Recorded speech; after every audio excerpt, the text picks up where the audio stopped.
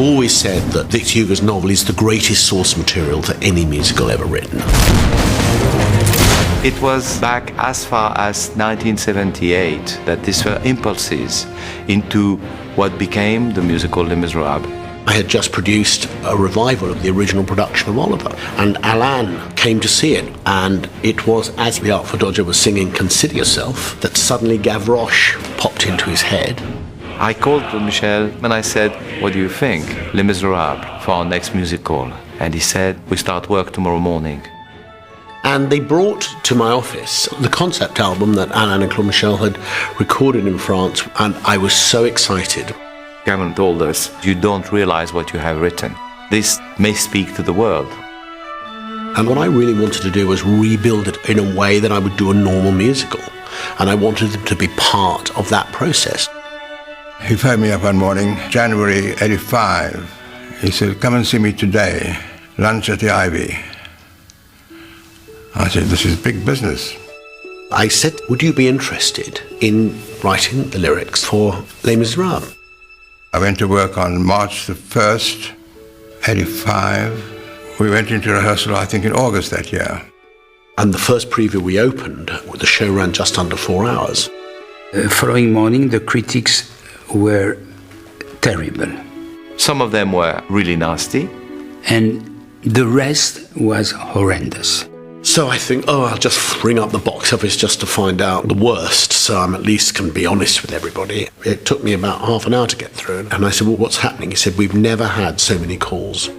But the box office manager said there was a line stretching right around the block for about 100 yards. It was like a torrent that happened that day. And within a few days, that run was sold out.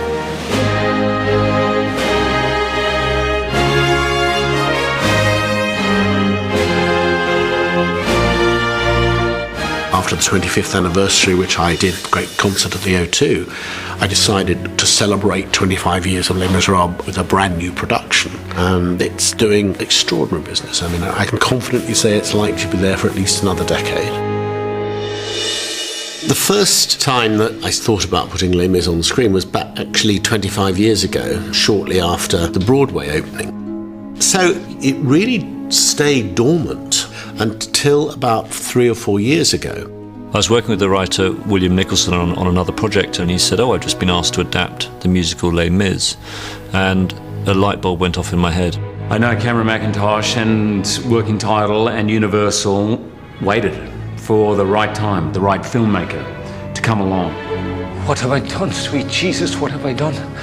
Become a thief in the night, become a dog on the run. From the very, very beginning, what excited me about doing Les Miserables was doing it live. Turn your heart into stone. There's something about what an actor does live on the day that whether you pre-record it or post-record it is never quite the same. This is all I have lived for.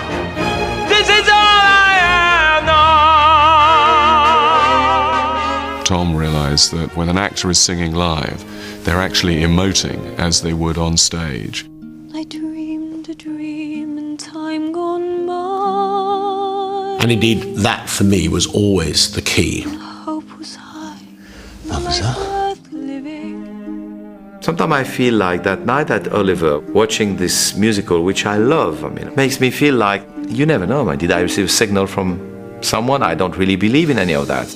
One day more, another day, another destiny. We were just rehearsing the death of Jean Valjean with you, with Anne Hathaway. I said, but my God, I'm a simple kid coming from Hungarian immigration, born in the west of France. What I'm doing here with all those stars.